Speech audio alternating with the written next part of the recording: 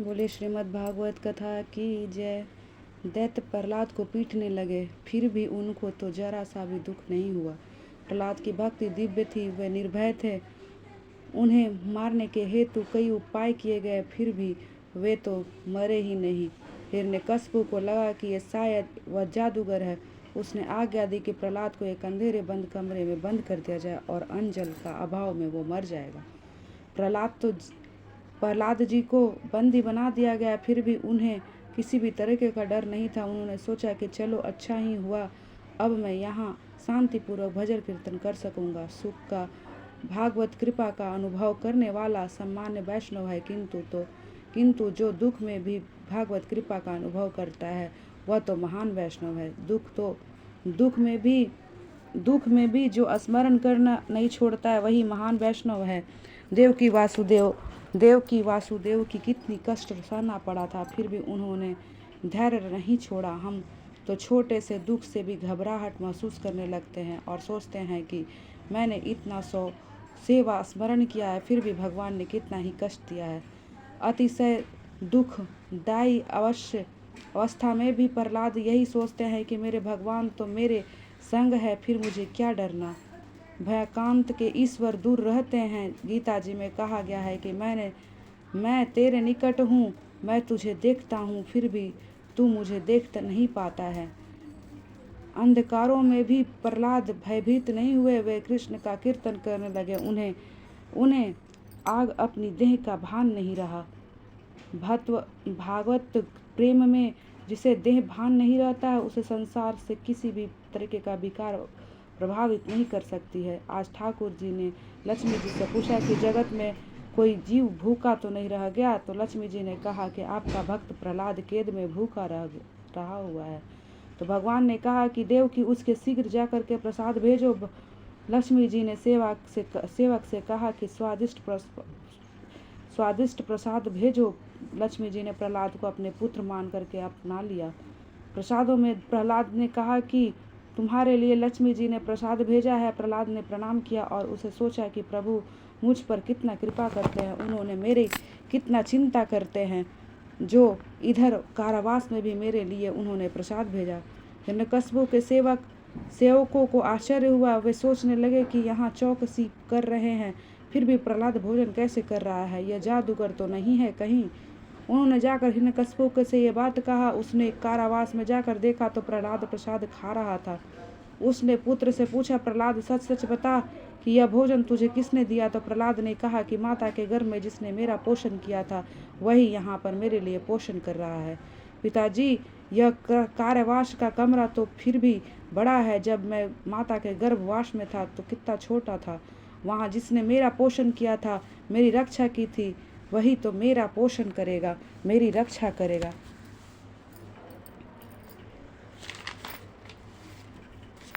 हिरण्यकश्यप सोचने लगा कि यह तो किसी भी उपाय से मरता ही नहीं है, कहीं मुझे मरने के लिए तो यह नहीं आया है। यह घबराहट में संग्रामार्क के पास आया।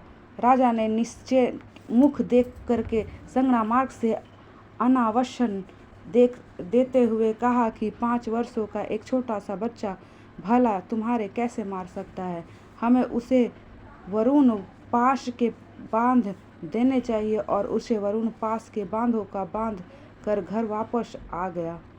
प्रहलाद की दृष्टि तो ऐसी मंगलदायी थी कि हो गई थी कि उन्होंने सभी जगह श्याम सुंदर के दर्शन ही हो रहे थे। एक बार गुरुजी कहीं बाहर गए हुए थे तो शिष्यों ने गेंदे खेलने के सोची। प्रहलाद ने उससे कहा कि मैं आज तुम्हारे लिए एक नया खेल खेलूंगा। उन्होंने उन बालकों को भागवत धर्म का उपदेश दिया। प्रहलाद कहें, कमोर आचते प्रज्ञे धर्म न भागवता निहे दुर्लभा मनुष्य जन्म तपस्वी ध्रुवमास्तम। अर्थात मित्रों, इस संसार में मानव जीव अति दुर्लभ है। इसके सहारे तो परमात्मा को भी प्राप्ति हो सकती है, किंतु कोई यह जान नहीं पाता है कि इसका अब अंत कब आने वाला है। अतः बुद्धिमान व्यक्ति या बुद्धिमान पुरुष को चाहिए कि वो यौवन अवस्था और वृद्धावस्था का विश्वास ना करे, वो बाल अवस्था में ही प्रभु प्राप्ति के लिए साधन करे। प्रहलाद का चरित्र भी प्रहलाद का चरित्र भी हमें यही सिखाता है कि बाल अवस्था में ईश्वर का भजन में लीन रहना जाना चाहिए। माता पिता की चाहिए कि अपनी संतानों को धर्म संस्कारों का उत्पन्न करें। वृद्धावस्था में देह की सेवा तो हो सकती है, किंतु देव की सेवा नहीं हो सकती है। मानव शरीर की प्राप्ति भोगों के लिए नहीं है, किंतु अपितु इसके लिए प्राप्ति भागवत भजन के द्वारा प्रभु को प्राप्ति के लिए किया गया है। शरीर का नाशवान होने पर भी मनुष्य जन्म दुर्लभ है। कारण यह है कि वह जन्म इच्छुत वस्तुओं दे सकता है। इस अत्यंत और अनावन शरीर से नित्य वस्तु भगवान की प्राप्ति हो सकती है।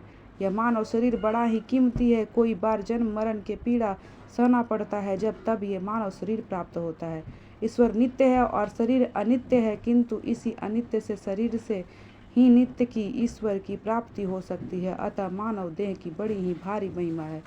कहते हैं कि कभी मनुष्य को वायु 100 वर्ष की होती थी, आज तो वैसी बात नहीं है। आज तो आधी आयु निद्रावस्था में, चौथे भाग आयु बाल अवस्था में और कुमार अवस्था में ही बीत जाती है। बाल अवस्था में अज्ञान में और कुमार अवस्था में खेलकूद में बीत जाती है। वृद्धावस्था से वर्षों का निरर्थक हो तो उसमें शरीर का निच्छन के कारण ही वृद्धावस्था में कभी भी काम नहीं हो पाता। यौवन अवस्था के वर्ष काम भोग से गुजर जाते हैं, तो अब कितने काम वर्ष शेष रह गए हैं और कितने शेष वर्षों में आत्मकल्याण का साधना कब और कैसे होगा। अतः व्यक्ति को चाहिए कि वह हमेशा आत्मकल्याण का प्रवृत्ति करे। वह कहा गया है कि अब तक यह शरीर रूपी गृह स्वास्थ्य है, अब तक वृद्धावस्था का आक्रमक नहीं हो पाया है। जब तक इंद्रियों की शक्तियों भी छीन नहीं हो पाती है, आयुष का क्षय भी नहीं हो पाता है। सयाने व्यक्तियों को चाहिए कि अब तक वह अपने आत्मा कल्याण का प्रयत्न कर ले, अन्यथा घर पे आग लग जाने पर भी कुआं खोदने के लिए क्या लाभ होगा। हमारे मस्तिष्क को कई प्रकार के भय घेरे हुए रहते हैं, अतः यह शरीर जो भागवत प्राप्ति के लिए पर्याप्त है, रोगग्रस्त बन करके मृत्यु वश में हो जाए, उसके पहले ही आत्म कल्याण करने का प्रयत्न बुद्धिमानों को करना चाहिए।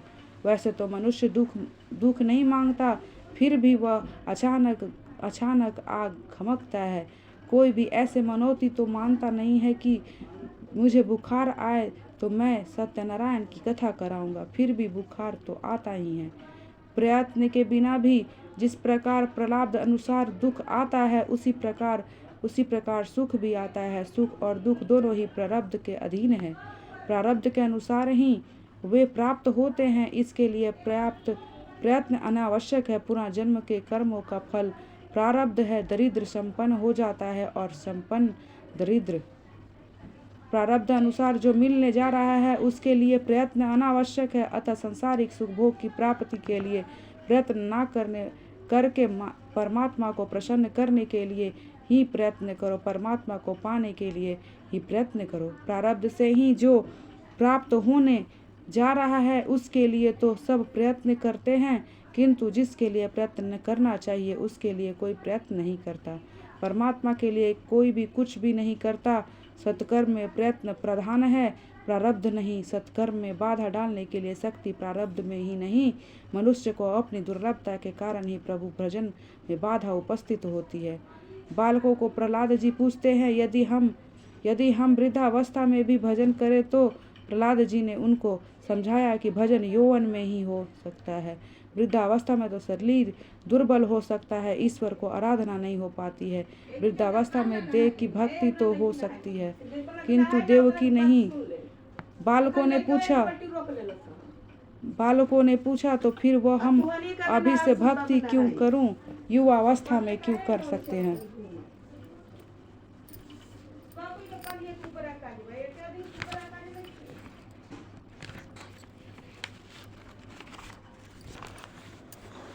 प्रहलाद कहते हैं, यौवन में मद उत्पन्न होता है। युवावस्था में मनुष्य इंद्रियों का प्यार करता है, वह इंद्रियों के अधीन हो जाता है। यौवन में वह कोई भी प्रकार के मोह में फंस जाता है। अर्थापर्जन और इंद्रियों का पालन लालन में ही उसकी आयु नष्ट हो जाती है। यह तो आत्मा इंद्रियों का स्वामी है, पर यह तो मनुष्य इंद्रियों का दास बन जाता है। यह बात सर्वमान्य है कि बड़े बड़े विद्वान भी सारा दिन धन के पीछे मरते मरते फिरते हैं और फिर रात में कमाद बन जाते हैं। विद्या का फल तो जन्म मृत्यु का अन्यथा से मुक्ति और परमात्मा को प्राप्ति ही है। विद्या का फल धन या प्रतिष्ठा नहीं है। दैत्य बालकों ने पूछा, हम परमात्मा को प्रसन्न कैसे करें? प्रहलाद ने कहा, सभी को एक परमात्मा ही दर्शन करो। जगत में प्रसन्न करना कठिन है, पर कृष्ण का प्रसन्न करना सरल है। तस्यम सर्वसु भूतसु दया करु शवतम असुरा स्वभाव मुकुंदम यथा तुष्यता यशोजय। इसीलिए तो तुम अपने दैत्य असुरी संपत्ति असुरी भाव का त्याग करके सभी प्राणियों के प्रति दया करो, प्रेम का उनकी भलाई करो। इसी से भगवान प्रसन्न होंगे। भगवान जब कृपा करते हैं तो मनुष्य को पाशवी बुद्धि नष्ट हो जाती है। बालकों ने पूछा, प्रहलाद हमें भगवान दिखाई तो देते नहीं है, तो फिर उनका आराधना कैसे करें? प्रहलाद जी, भगवान का ध्यान करते हुए तुम्हें तन्मय हो जाओ। जिसे जगत नहीं दिखाई देता उसे भगवान दिखाई देते हैं। प्रहलाद ने दैत्य बालकों को समझाया कि मैंने तुम्हें जो कुछ उपदेश दिया है वह मेरे अपने नहीं अपितु नारद जी का है। बालकों ने पूछा, प्रहलाद मेरी आयु तो कितनी छोटी सी है, फिर भी तू नारद जी से कैसे मिल सका? प्रहलाद जी ने कहा, जब मेरे पिता